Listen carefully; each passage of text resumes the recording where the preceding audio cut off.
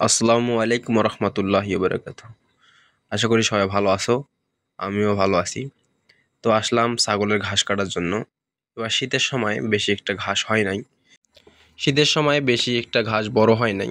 তো কয়দিন আগে পানি দিলাম, সার দিছি। আপনাদেরকে এই ভিডিওগুলো দেখাতে পারি নাই। তো চেষ্টা করব সামনের বার থেকে সম্পূর্ণ ভিডিও দেখানোর। তো আমরা এই ফার্মে দুইজনে থাকি, সব সময় ভিডিও করতে পারি না।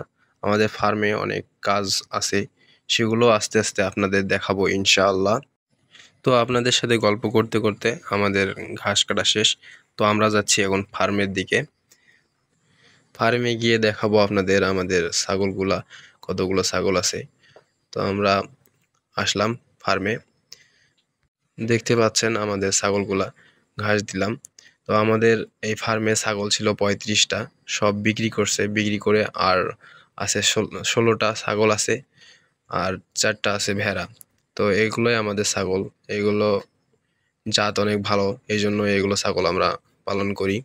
তো এই ছিল আমার ভিডিও। আল্লাহ হাফেজ, সবাই পাশে থাকবেন, আমাদেরকে বেশি বেশি ভালোবাসা দেবেন।